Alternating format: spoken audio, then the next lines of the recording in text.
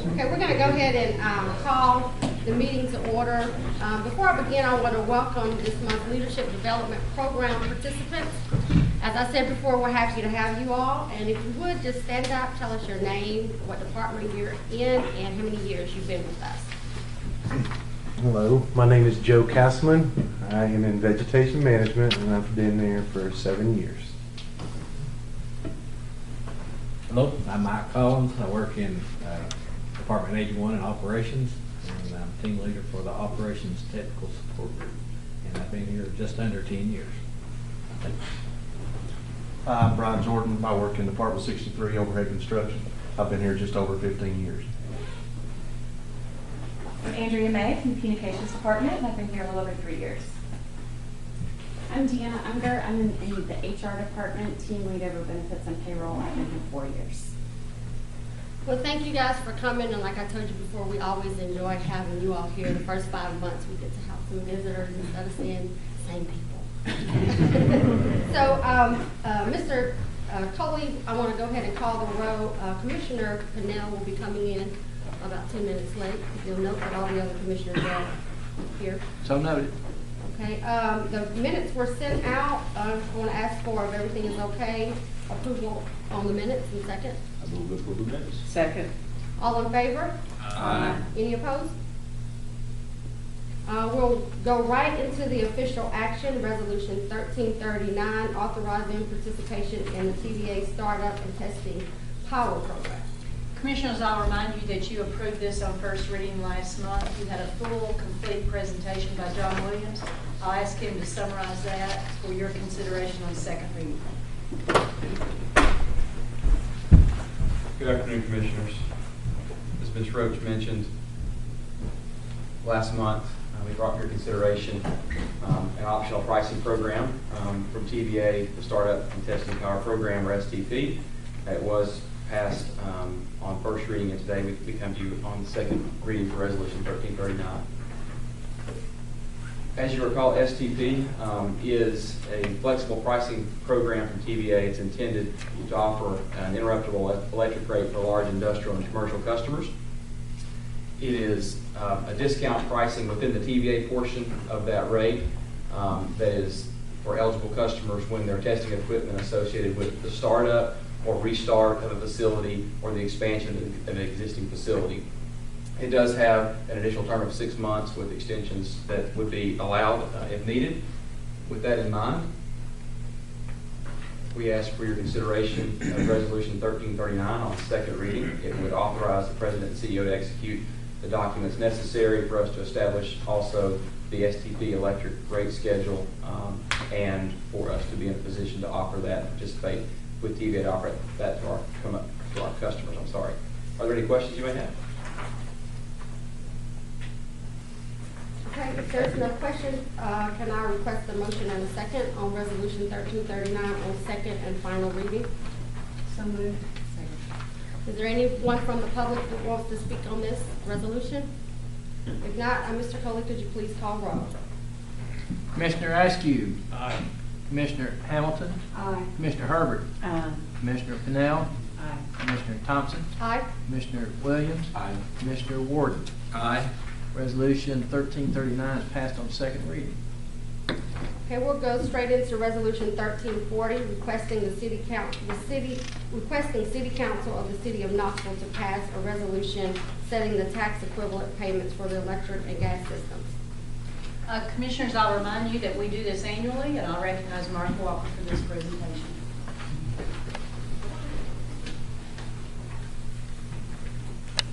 Commissioners, you will recall that each year KUB does make, in lieu of tax payments for each of its 4 utility systems to taxing jurisdictions in which the utility systems are located. My presentation today will actually touch on or cover all 4 utility systems, but I'll point out that Resolution 1340 itself only deals with electric and gas tax equivalents. And that is because state law requires that the municipality's governing body or city council each year adopt a resolution that specifically sets the amounts of the electric and gas tax equivalent payments and provides for their allocation or distribution to the taxing jurisdictions. Water and wastewater, there is no such requirement. And so that's why Resolution 1340 only deals with electric and gas. Just wanted to make that clear. Looking at our payment in lieu of taxes in total for fiscal year 2016, $27.4 million. That includes $20.6 million for electric and natural gas combined and $6.8 million for water and wastewater combined. And at those levels, at the level of $27.4 million, that does represent an increase of $1.5 million, or about 6% over last year's payments. What's driving the increase? Well, essentially, the main factors in determining in lieu of tax payments are our utility system assets, the net plant or book value of our utility system assets in the various locations. In total, our book value of assets increased $91 million over last year for the valuation period. That's the big factor in the $1.5 million increase. Also, electric and gas payments, there is a component to their calculation for margins, for operating margins, and that added about $400,000 to the increase. Margins were higher in this valuation, primarily because of last year's colder than normal winter. You might remember that. At $1.5 million, it's actually a little bit less than what we expected coming into the fiscal year, so it's less than what we had in the budget, which is a good thing. Just a quick reminder about the governance. There are some distinctions between the governance for water and wastewater payments and electric and gas payments. For example, water and wastewater, state law doesn't address those at all. They are governed strictly by the city charter. So those amounts for water and wastewater payments are set and made as prescribed in the city charter and approved by the board as part of our annual appropriations process. Electric and gas, on the other hand, are specifically addressed in state law. In fact, there are separate statutes for how to determine and distribute electric tax equivalent payments and gas tax equivalent payments. But both those statutes include formulas for how they are to be calculated and a means for allocating them among the various taxing jurisdictions. And I'll point out here, there's also a distinction in the timing of payments, which we certainly follow. For water and wastewater, they have to be paid no later than the last day of February. So we'll be making our water and wastewater payments, I guess, a week from Monday on February the 29th. We'll wait till the very last day at 3:30. And then for electric and gas payments, it has to be paid before the end of June. One other important distinction that will sort of may become apparent when we look at some of the numbers in the next couple of slides is for water and wastewater, those payments are only made to the city of Knoxville. And again, that's in accordance with the city charter.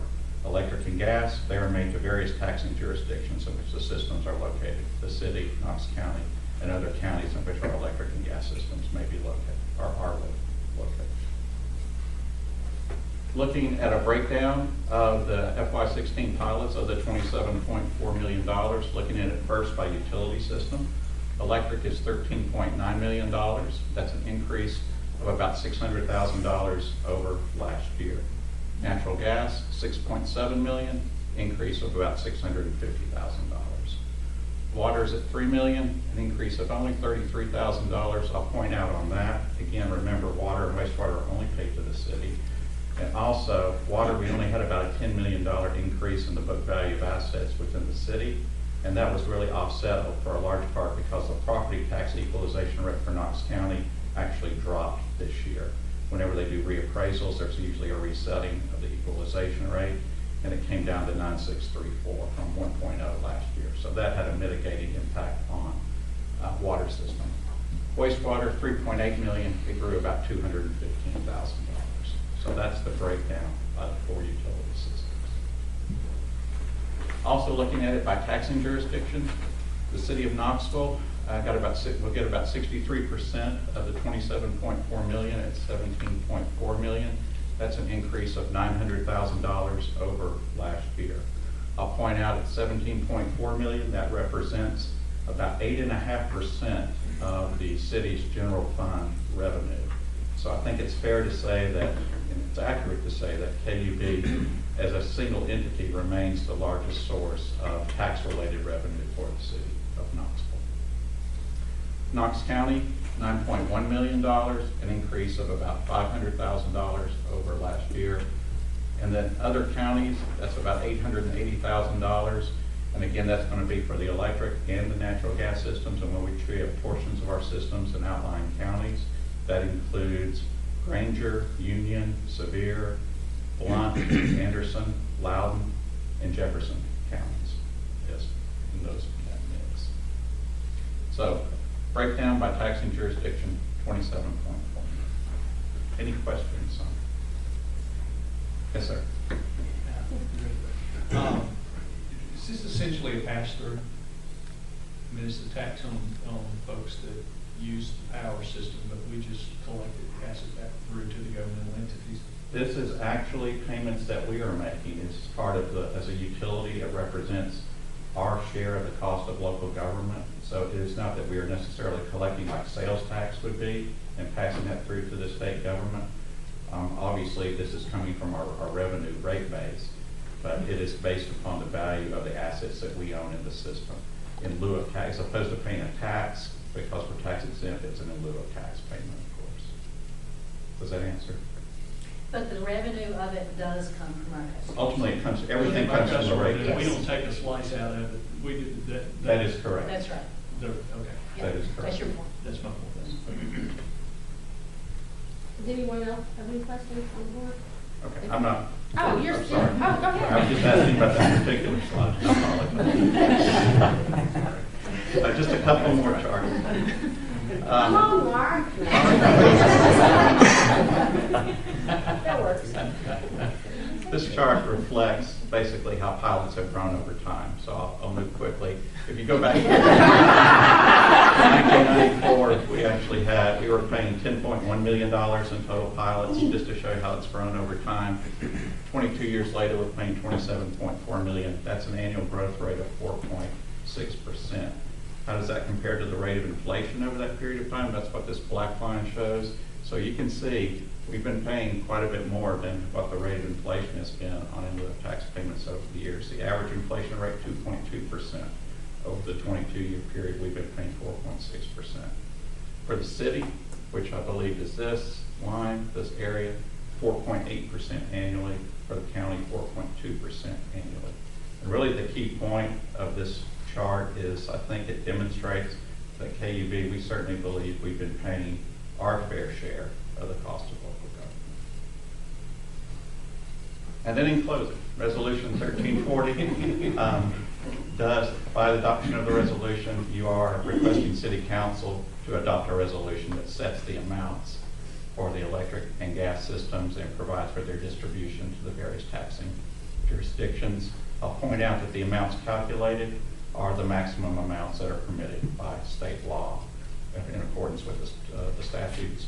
And I'll also mention that we provided all of this information, all these calculations to the City Finance Director probably about 6 weeks ago for his information. Any questions? Does Commissioners have any questions? Request a motion and a second for Resolution 1340 on first and final reading. Only if Mark is done, I have. Second. Does anyone here want to speak on this?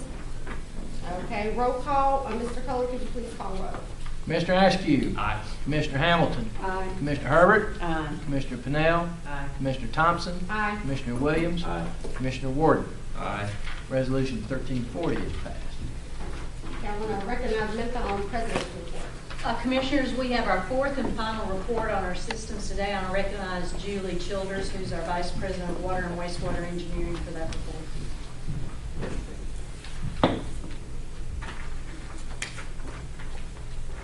Today I'm going to be talking about the water distribution system. Later at the financial plan in April, there'll be some briefing on the water plan itself.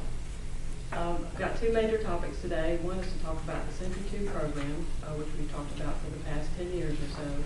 We have a minor adjustment to the plan that we're going to be doing going forward. And then also talk about our strategic initiative on water loss. This is the plan that's been in place since really 2006. When Century 2 began. If you remember, we started with a focus on galvanized main because we knew that that was the pipe that had the worst record on leaks and repairs. And we had a goal of getting that all out of the system by 2020. After that, or concurrent with that, we had a goal of removing all of our cast iron within a 100-year period before it turned 100. And so that's where we came up with the 5 miles per year, including a section of critical mains, and those were the mains that were 12-inch and up and older than 1940, because we found that those had a higher potential for break-in as well. So this model has been in place for almost 10 years now, and it served us very well. So why do we need to look at a change to the plan? Well, one thing that we have found is that actually the leak repairs, the leak rates and repair rates for the cast iron is actually a little higher than cement. Going back for just a minute, you can see that the original plan calls for going forward with 8 miles of cement versus 5 miles of cast iron. We believe we need to probably flip that and focus a little bit more on the cast iron. Also, I'll show you a graph in a minute that has a spike of cast iron that was installed in the 1920s. And we've always talked about cast iron having a 100-year life. So it would be best if we could have all of that out of our system by 2030. And so that's another reason to focus a little bit more on the cast iron pipe. We do have some cement mains, however, that have had a high break rate. And so when that happens, they're usually fairly isolated. We need to address those. Under the current plan, those aren't addressed until after 2020. So we need a little bit more flexibility on that. And also, we do try to link our projects with projects done by others. TDOT highway projects, the city has paving projects, neighborhood drainage, streetscapes project, and the like. So whenever possible, we like to link our program to theirs as we can. I mentioned about the leak rate issue. As you can see, our galvanized has always been the highest rate of leaks, and that's why we focus on that so much. Cast iron is the second highest, and cement is the third. If we look at repair rates, it's a very similar picture. Galvanized is still the highest, followed by cast iron and cement. Now, I mentioned a few minutes ago about the spike of cast iron that we had in the 1920s. On the left, you see kind of the breakdown of where we are with the different types of pipe. And then on this side, you can see when those types of pipe were installed. In the 1920s, we have still in service over 100 miles of cast iron from that vintage, plus a few miles of even older pipe. So that's why we're going to try to focus a little bit more on cast iron in the next couple of decades. So making a few changes, there's still some core parts of the Century 2 program that we want to keep. First of all, keeping our galvanized program. We are going to need to extend it a year, and I'll show you why here in just a minute. Continue our critical mains program, just as we have through 2030, and then continue our 1% replacement rate per year as we had since the beginning. You can see on our galvanized chart, we've been gradually moving all the galvanized out of our system to where this year we thought we'd be under 60 miles.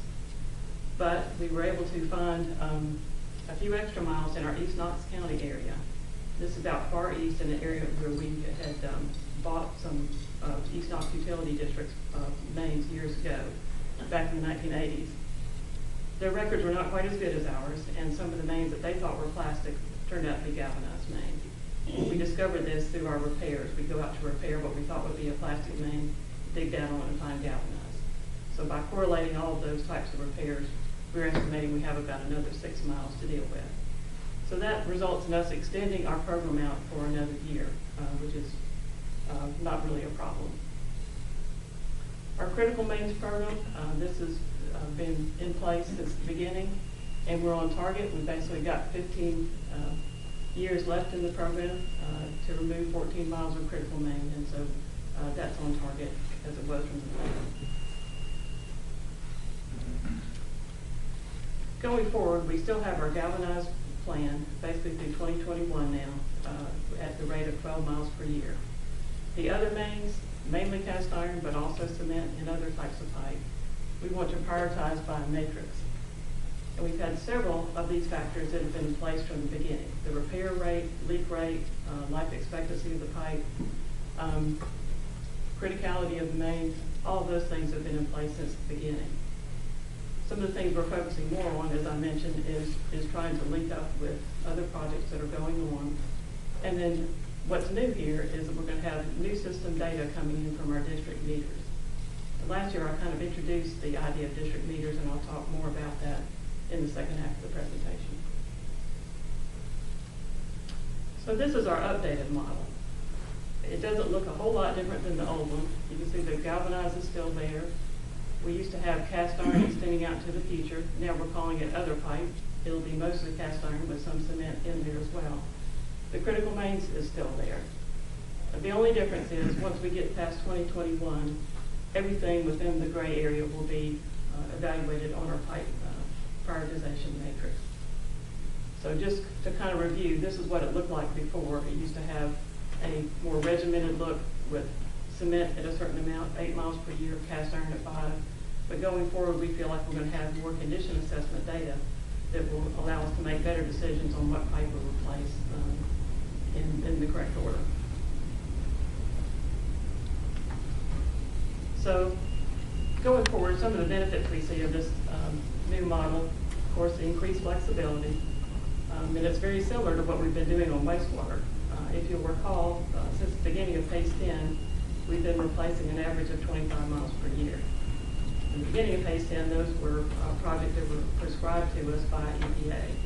But after we finished that list of projects, we went on at the same rate. But it wasn't based upon pipe type. It was based upon condition assessment, from flow monitoring and TV inspection condition assessments. So we're going to have that sort of information going forward on the water system.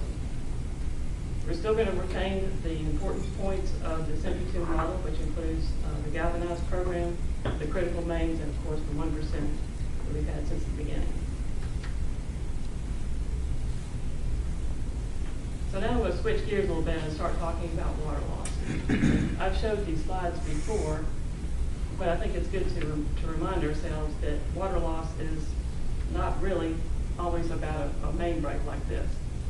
When that occurs, it's very noticeable. Someone calls in immediately. Our crews go out and repair it within a few hours. Everything's back in service, and the flow from that pipe has stopped.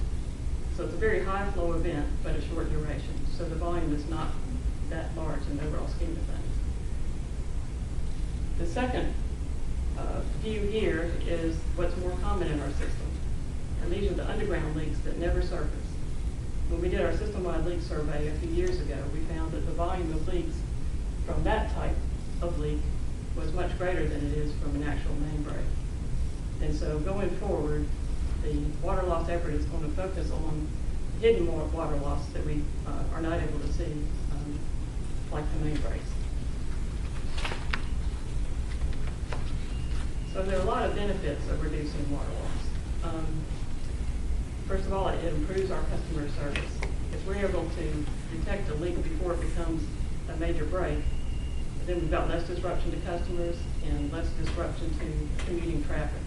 It's a whole lot easier to do a planned repair than it is to deal with an emergency break.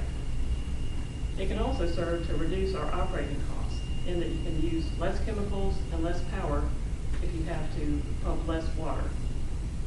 But I will caution that it's not a break-even or a make-money sort of thing. Reducing water loss generally takes more money to address it than it saves in the end. Now, out in the West Coast areas or where water is a scarcity or there are droughts, sometimes it can become a cost-benefit advantage. Another advantage we can have is if we're able to reduce water loss over time, that means we're reducing the amount of water we need to produce at the plants, and we can also sometimes be able to defer future capital costs. So if we have a water tank that might otherwise need to be expanded or transmission mains that need to be upsized, reducing water loss helps us to defer those capital costs further into the future. There are also some environmental benefits. If a water main breaks and there's a large amount of chlorinated water that escapes into a stream, that could be potentially impactful to the aquatic life there. So since the beginning of Century 2, we've talked about water loss. It's always been a goal of ours to address it. But despite these efforts, our water loss has stayed between 30 and 35%, really since Century 2 began. This is pretty typical for other utilities our size and our age. But we want to be able to improve upon that. So we started a strategic initiative last summer. And the goals were to, first of all, evaluate the pipe replacement model to make sure we were addressing the right pipes at the right time. And that's what we just talked about. The second goal was to look at how we're doing our construction, make sure we're doing the most cost-effective methods of construction. And we looked at the mix between what's done by in-house forces versus contractors. And that'll be discussed further in the financial plan in April. And the most important, I guess, effort within this initiative is the installation of the district meters and being able to collect additional information on our water distribution system. So the main goal of this is to have a proactive method to find our water loss that's currently hidden and be able to address it. The way we're going to do this is take large zones, and I'll show you a map here in just a minute, and subdivide those into smaller areas so that when you see a change in the data, we'll know to look in that particular area using leak detection or just people walking on the ground looking for leaks in order to be able to reduce the overall water loss. The best measure of this, to be able to track it, is the minimum nighttime flow. During the day, flows fluctuate. They can go up and down according to the day of the week or the season of the year. But minimum nighttime flow stays pretty constant because at that hour of the day, generally people are not using water, and any water that's going through the system is mostly due to some sort of leak. Or sometimes there are users that do have 24/7 operations, but we can account for those. So we're going to take all these smaller areas, look at their minimum nighttime flow, and look at where we need to pinpoint our leak detection efforts. Rather than doing a system-wide leak detection survey like we did about 5 years ago, we'll be able to use these smaller areas to more focus our water loss efforts. At that point, we can decide which areas need to have repairs or actual replacement of the line. And then another benefit of this district metering data is that if there's a sudden break, like we saw in the top picture on the previous slide, it'll show immediately that there's a big jump in the flow. And that could happen in the middle of the day. You can notice a big jump. So it gives us advance notice of things that we might not discover otherwise until much later. This is the map that shows our pressure zones as they exist today. Of course, all of our water comes from the river, and that's the lowest point in our system.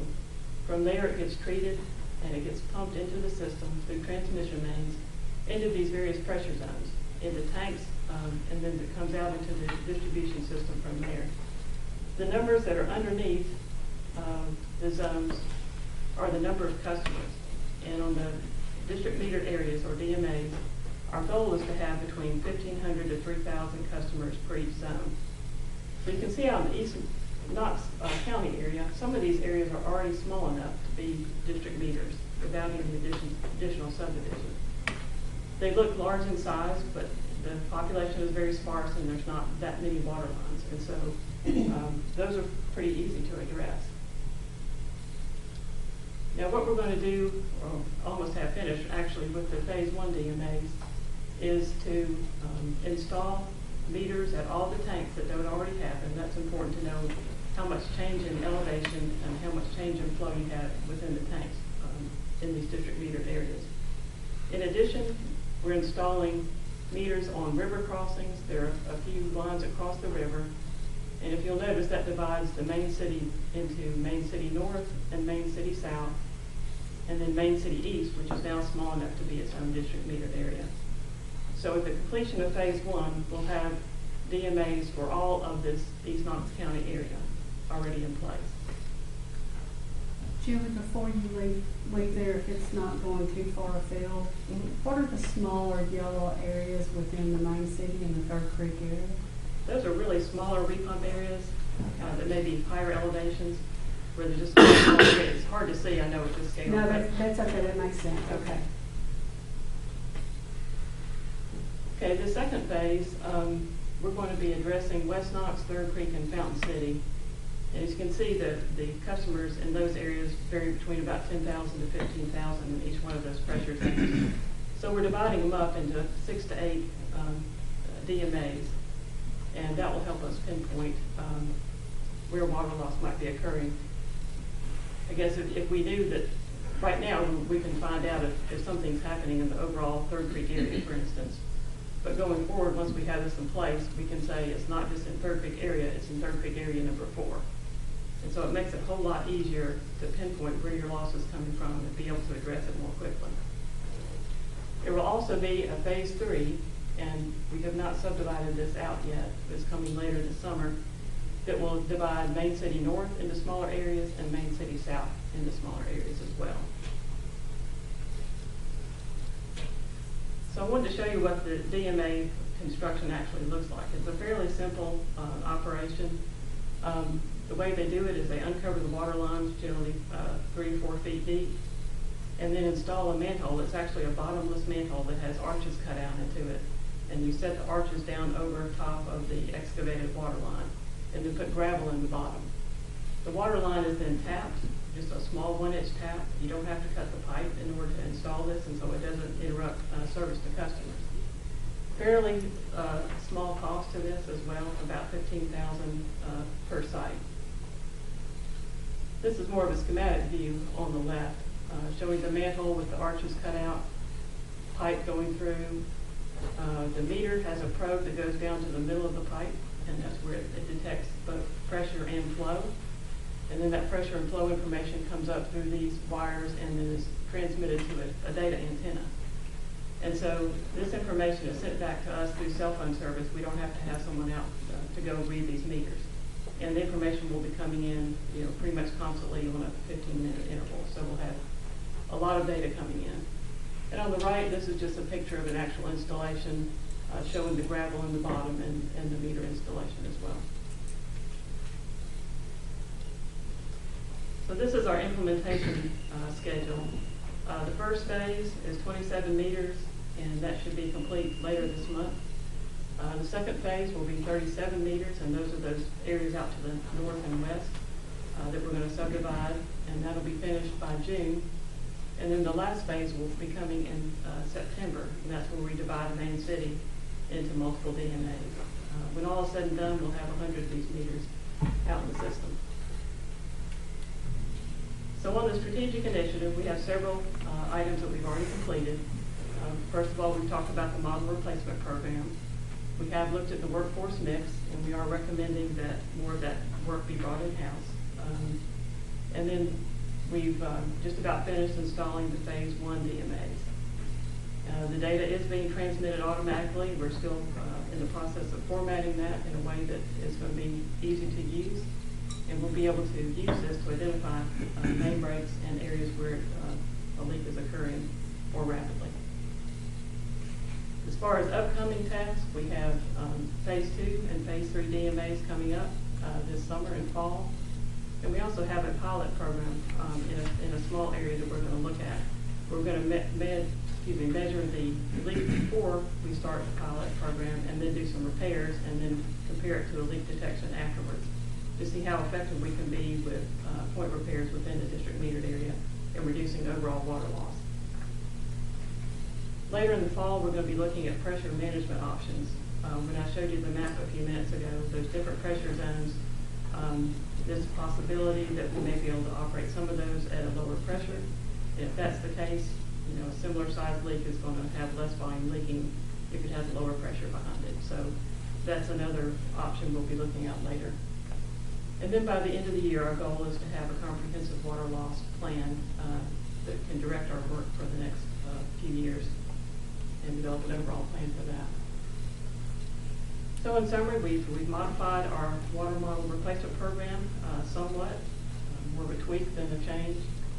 Our water loss strategic initiative is well underway, and we do hope to have the plan ready by the end of this calendar year. And then overall, the 72 commitments that we had for galvanized main, critical mains, and the overall 1% replacement rate are still in place. I'll be happy to answer any questions. Yes, sir. On one of the earlier slides, you said that our leak rate is in line with other utilities our size. Did I understand the slide to say that we take out 100% of the water and only 66% of it ever reaches its intended area? That's Okay, so we lose a third of the water. What's the goal? Well, that's, Less. that's what we hope to come up with by the end of the year, is to have a reasonable goal and a way to achieve getting there. Right now, we don't want to set a goal until we've done a more analysis of the data. I have a question about the districts, how they're broken up, which makes sense as far as where the customers are. But do you look at also this soils map and how water loss in one area might have other impacts that are beyond losing water in the utility? Where, I mean, this is going above and beyond, but where, you know, there's a little water drip and then the sinkhole opens up or something like that. But as far as strategic, looking at where a leak might cause more damage in an area where the soils are more prone to eroding, is that part of what you're? I don't know that we look at soils that differently, but I think as far as criticality to the system, like if something happened in the downtown area, there's a lot more that could be affected that way. Mm-hmm. And so we would probably look at that a little more differently. Sarah, was the question, like in some parts, some kind of soil we have around here is filled with sinkhole, well, it's porous, and so the impact of the leaking water in a porous place might be greater than In a clay or something where it's, you know, Geology. might That's just the geology. stick. Not Interesting way. Very good question. Does anyone have anything else? I've got a quick question on end user water quality. And obviously Flint's been in the news. And I know we do a tremendous amount of testing, you know, at the plants. Can you describe the testing that's done? We just described, you know, water pipes that were from the 1920s. Actually, I saw some that are from the 1890s. Right. How is that? What's the program for monitoring further down the line in the system for the customer? Well, of course, we have hundreds of tests, or thousands of tests that are done every year at our plant. And if anyone has an issue or a question about the quality of the water at their tap, we can come out and test that at any time. They also have the option to hire their own lab if they prefer and have it tested. So, you know, we'll be glad to do it for free, but they also have the option of doing that on their own if they choose to. There is an ongoing regimen of testing, though, that is also required, not just at the plant itself, but at distribution system points. And perhaps more importantly, anytime we have a break or anything of that nature, once those repairs are completed, we do disinfection and testing at that location as well. New water lines extensively tested and before they're put into service. So as much as we focus on the testing of the plants, that is by far not the only location. We have ongoing monitoring throughout the year away from the plant, and then periodic testing at specific locations as required by construction activities. We had a question just come up yesterday from a customer. And the customer was, I have brown water running in my house. So the first thing we do is look and see where we deliver the water to the house. It's fine. So then the issue is, well, you may have issues with the pipes inside your house. So we go out, take the samples, we test it for the benefit of the customer. And so they can see if they have issues that they need to attend to on their side. So there's a heightened concern right now by everyone watching the media and what really is underground that you can't see and then what the impact could be. So we're very concerned about it and monitoring it. And not to hype the media, Yeah. but the media right now is, at least 2 TV stations are doing sweeps week type reports. One I think is going to air tonight, and the other one airs Monday evening on the 6 o'clock news. So we've been working with the media a lot in the last week or so as they prepare their reports on us and compare our situation to the Flint situation. So what obviously we don't know how- outlet is that? I'm that's sorry? doing- What station's doing those stories, Bill? WBIR and WATE. The one tonight is WBIR. WBIR. WATE is it AT tonight? Sorry, and BIR Monday. WATE is tonight. WBIR is Monday. We had a really good presentation last month on this, but what I think came up in the minds of a lot of the community was more revelations in Flint that said they weren't testing anywhere. And so I thought we said last month we were, but I think the questions I've been getting questions just like that from people who are not on this board, and so just being able to say yes, in addition to all the things we do.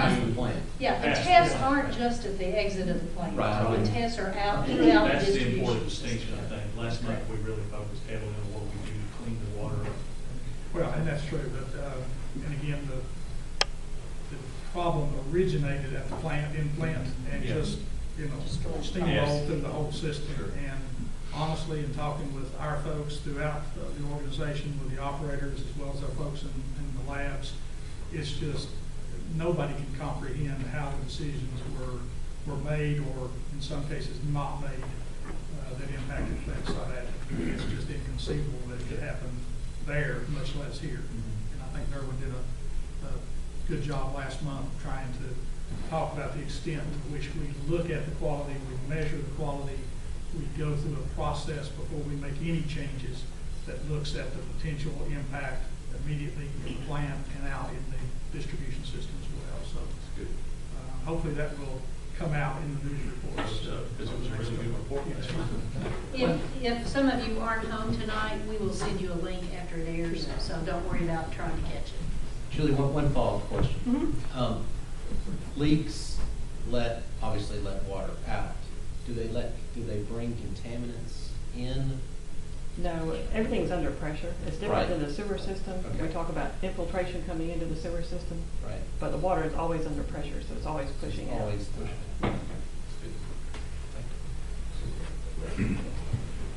Commissioners, I'll harken back to the excellent presentation that Mark did on the value of KUB to our local governments around us. That's not the only way that we give back and try to support our communities. Economic development is another very important part of our mission. And I recognize Ed Medford, he's our Manager of Economic Development and Government Relations, to talk about some of the successes we've had recently in this area. Thank you. Commissioners, it's my honor here today to talk about economic development, and I always like to start with the blueprint that's been presented many times to our board, and specifically down toward the bottom of this, in one of our keys to success is partnering for economic development. So I want to take the next few minutes to show you and give you a sense of what we mean by when we say about partnering for economic development. This is a little more detail of our blueprint specifically on economic development. And what this essentially says is that we look at this as a team approach. Internally, to recruit a particular new customer, new business, there may be up to 17 different individuals across multiple departments, all working with one goal in mind, and that's to help recruit a customer from everything from engineering to mapping to communication to plant tours, everything we can do to help recruit that customer. But externally, we're part of a bigger team as well. There are several different agencies that are geared toward economic development in our community, but they all have one goal in mind, and that is to utilize an unused asset in our community. Whether it's our chamber in the state trying to minimize unemployment by offering jobs to people, city and county obviously are looking to increase the property tax base. Commercial real estate is looking to make commission to sell property that they may have listed out there. And then obviously TVA and KUB specifically on increasing our consumption of our product revenue base as well. So we're all working together and we work as a team to try to recruit companies, but we're coming at it from different angles with one goal in mind, and that's to locate a business in. And so when we talk about economic development, a lot of times we get focused on that really means recruitment and retention. But in order to do those things, we have to have a lot of programs in place, such as grants, financial incentives to kind of be in the ball game, so to speak, with these customers. And also the infrastructure improvements. You heard Julie talk about the water system, the Century 2 program. You've heard other updates on that. Well, that all plays into our programs as well, because when a customer is looking to locate in our community, they want to make sure that wherever they're locating at has good, reliable utilities at an affordable rate and are safe, and all those things that are in our vision right there. These companies are taking that to heart, and they're looking at that, and they want to see our records, specifically what we're doing. And so when we show them that we have a Century 2 program, they know that we're maintaining our system, that we have records to back that up. Specifically, I want to go through a couple recent success stories that have maybe been in the news that you may have seen about, and let you know where KUB played into some of these. But before I go into some of the specific companies, I want to talk a little bit about Midway Road Business Park. That was in the news over the last month, over the last, I guess, 10 years, to speak of, as far as Midway Road. And one of the reasons that the Metropolitan Planning Commission and the Knox County government had the confidence to take that back before and then take action and eventually pass that was because of changes in some of the utility infrastructure in that area. Most notably has been a substation that was constructed by TVA as a major switching station between the dams, nuclear plants, and everything's occurring out there in East Knox County. Well, right behind that substation, we added a new in-feed station where we receive the power from TVA. That adjoins that business park property. So a customer locating in there will be able to see these towers from TVA, see the KUB infrastructure, and know that they're going to have a very high reliable power source right there, very visible adjacent to the park, which is very attractive to them.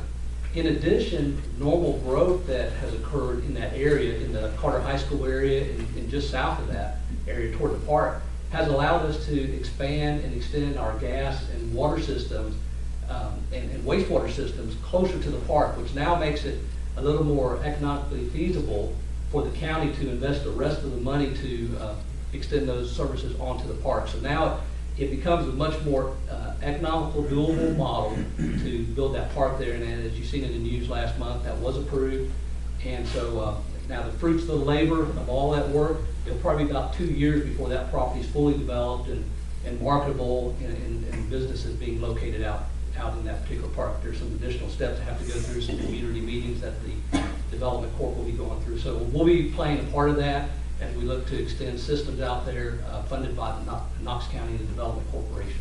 So I just wanted to touch on that just a little bit, and then get into some examples that you may or may not have thought much about, but we've been actively involved in some of these very large companies that are continuing to grow and invest in our community.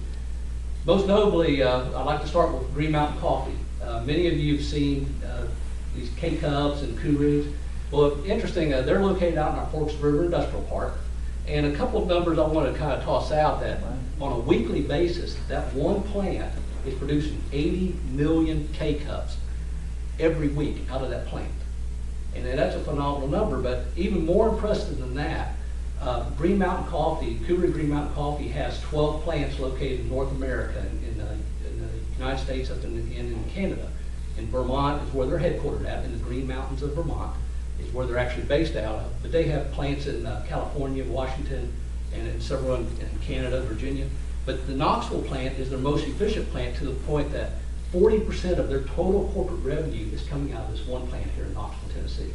And so they're obviously very pleased with the workforce, with the reliability of the utilities they're getting out there, that they keep wanting to invest and keep investing more into that thing.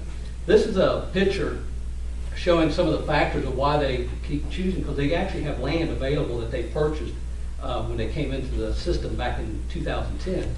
This is the existing facility that they moved into.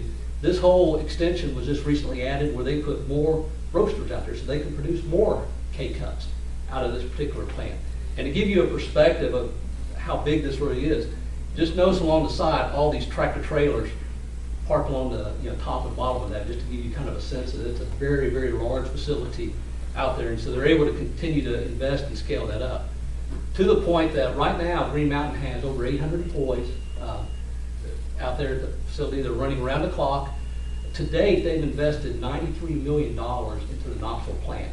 They've just recently signed contracts to receive incentives from both the state and TVA to invest another $25 million over the next 5 years, which means they are planning to be in our community for a long-term continuing investment. Now, most of these improvements over the next 5 years are more facilities-based to kind of shore up what they have. So we're not going to see a lot of additional benefit on the utilities, but nevertheless, we can have, from a revenue assurance, know that they're going to be there continuing operating. Over on the right side of the slide, you see that to date we've spent about $500,000 to improve our gas and electric system out there. That's all funded out of the incremental margins. Out of this particular customer, out of the new load that they're committing to. So we're able to take that money without putting other ratepayers' money at risk the system and just put it onto that one customer. So we're investing into that customer from the anticipated revenues from that customer. To the tune that right now, their annual revenue that we receive from Green Mountain is a little over $2 million. And again, with all the roasters they put over there, they've actually upped themselves that they're our 4th largest gas customer on the entire KUB system right now. So again, a very strong customer continuing to invest in our community. Very pleased with them. Another customer I'd like to talk about is Fresenius Medical Care. They're the world's largest vertically integrated dialysis company out there. They're headquartered over in Germany. And what they do in the Knoxville plant is they are planning to produce these dialysis bags of fluid.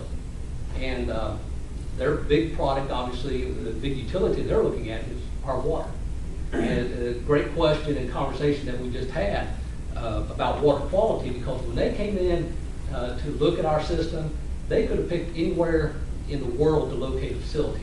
They were specifically looking at East Coast, and as much as we love our community and everything that Knoxville has to offer, to a worldwide corporation, we're just a spot on the map. And so they look at all the other financial and all the other factors as locating a particular business. And so with the existing building out in Forks River, but they were very interested in our water quality. So this is very pertinent to conversations that are going on right now. In fact, when they were interviewed about why did they choose Knoxville, Tennessee, in some of the economic development press, they specifically cited our water quality and our testing procedures as why they cited their plant here in Knoxville.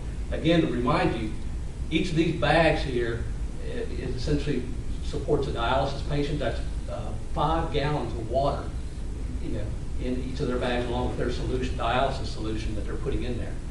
And when they came to talk to us about our water quality, they weren't satisfied just looking at our water quality summary report, but they asked to see the details for the last 2 years. And we're talking reams of documents.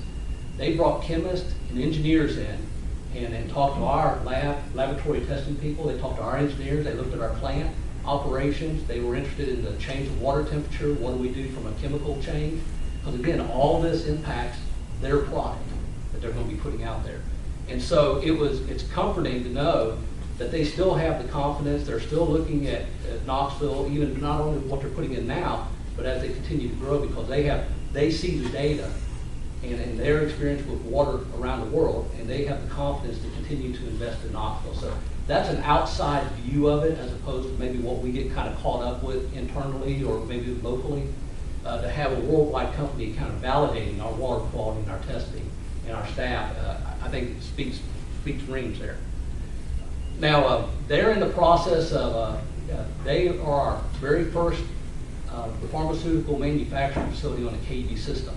And so we're learning a lot about that as well. And they've actually got their plant pretty much built, but they have to go through a 1-year process with the FDA to be certified as a clean manufacturing facility. And as you can imagine, any type of pharmaceutical, there's a lot of testing goes in place. So they're in the early stages of their 1-year test cycle that the FDA requires. They will come in periodically, do audits on them, test products, test runs, and things of that nature. When they get fully operational here in about 4 to 5 years, they'll have over 600 employees. They would have invested over $140 million getting that facility up to speed. And this is in an existing building. This doesn't count having to build a new building. This is an existing facility. And we anticipate when they're fully production that the revenues are going to be approaching $4 million. And they're going to be our largest some of our largest water and wastewater customers out on our system as well. So they'll definitely be in that top 10 category, up toward the top of that, as a matter of fact, once they get fully production. So very excited to have them in our system and working with us as well. A newer company that just made the news back in December, but we've been working with trying to recruit this company for over a year, as a matter of fact, into our community, is Lifetime Products. Many of you may recognize Lifetime